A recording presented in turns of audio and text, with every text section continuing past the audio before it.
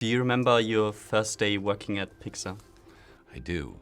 Yeah, it was in San Rafael, California, and I remember sitting at a computer. So it was a vector graphics screen, and trying to figure out how this all works with all these numbers everywhere, and thinking, oh, what have I gotten myself into?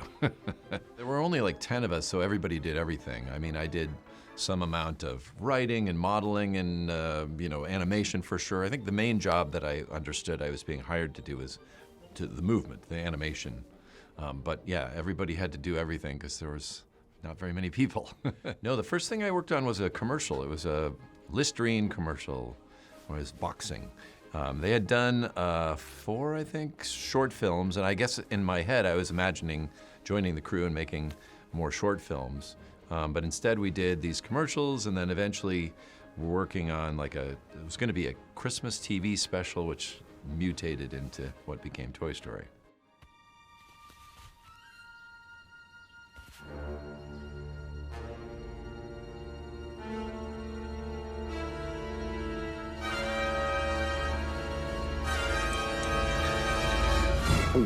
You know, we end up thinking of these characters as real. They seem like friends in a way. What I really like is when you are, at the beginning, of course, you know nothing, and the movie is work, and you're trying to discover things. And then at some point, the characters start showing up. It's like you can hear them talk in your head, and they do the writing for you, which is when it's really fun. And not all of it's brilliant, obviously. They got to work on their writing skills, but that's when it becomes fun.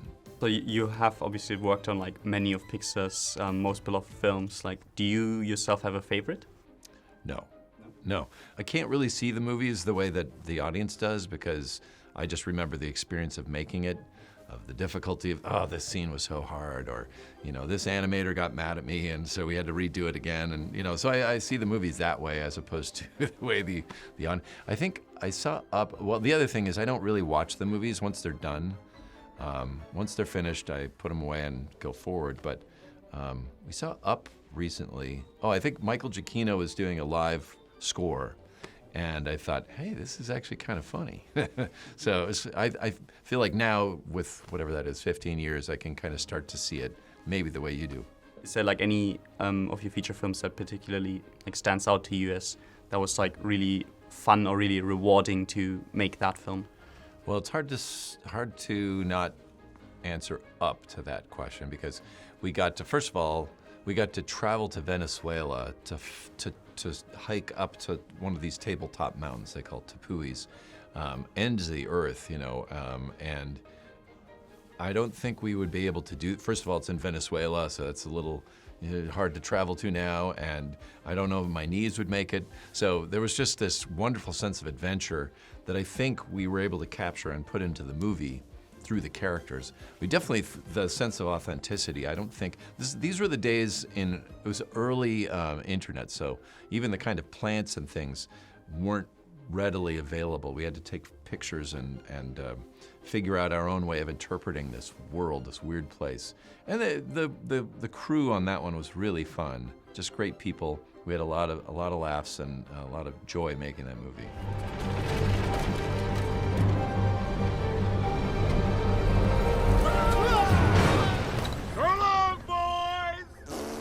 So in 2018, I believe, you became Pixar's Chief Creative Officer.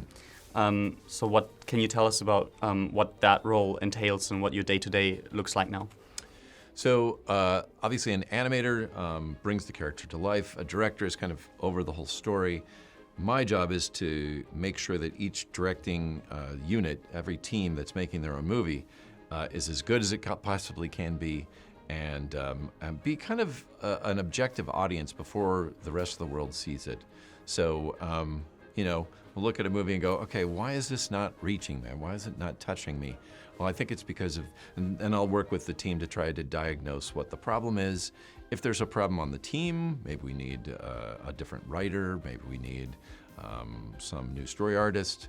I'll try to diagnose that as well. So it's a little less in the weeds. I'm not as involved in solving all the particular problems. I hopefully are leaving that to the team. But I am involved in everything that's going on. We have, I think, 8 films right now in varying parts of production. So it's a lot of work, but it's really pretty cool. Those 8 films is any of those a directorial feature for you, or? No, not right now, no. But I am very excited about Hoppers. Hoppers, our next one. Yeah. Daniel Chong, he worked on Inside Out that I was directing, and now he's put together this brilliant, very funny film that I hope everyone will see, because it's great. And it's a great one to see in a theater, because the experience, I won't give it away, but there's a few moments that are just beautiful to see with the whole audience there and listen to the reaction. Looking at Hoppers and Toy Story 5 as well, I feel like, from what I've seen at least, it kind of looks like technology is quite at the center of both. Was this maybe like a coincidence, or was that very much on your mind? I hadn't thought of it, so I think it was a coincidence. I think it's just, you know, any artist is kind of living in the world and reflecting back what they're experiencing, and I think that's obviously what's going on here. Toys and tech, you know, my kids are now in their late 20s, and so they predated the tech boom, and watching young kids deal with this, it's a struggle for parents. You know, is this healthy? Am I doing damage to my child? A lot of stressors for people, and so we're bringing that forward in the movie, I think, in a very fun way. And looking beyond Hoppers and Toy Story, what is on the horizon for Pixar? What are like some of the next steps, like in filmmaking and animation, and your ambitions for that? Especially maybe looking at Gato, which I think maybe for the first time brings hand-painted animation to Pixar? Yeah, Gato is really exciting for many reasons. First of all, it's just a great story. But second, it's set in Venice, which is kind of like a living painting. And so we're trying to bring that aesthetic to the look. It's not as photorealistic as historically our films have been. And I do feel like we're at an interesting point in animation history where people have grown up with so much around them that they're looking for something new. And I think that's the challenge for all of us, for our directing team, is to find that new thing that, on the one hand, will make people go, whoa, I've never seen that. But on the second, go like, I understand and I recognize that as somehow being part of my own experience as a human. So, yeah. You must do exactly as we say, Harry. LOL, I mean, Jerry. Drive now. Do you have any advice for young filmmakers who want to get into animation today? I would say do it. Just start making a movie. You would never hand a violin to somebody who'd never played before and say, you have a concert tonight on Carnegie Hall. You know, you have to practice, and filmmaking is no different. There are all these skills you need to learn. It's not like people are just born talented. You have to practice, you have to do it. And today, it's easier than ever. Grab your iPhone, go run out. Could be live action, could be animated, could be any number of things, but practice makes perfect.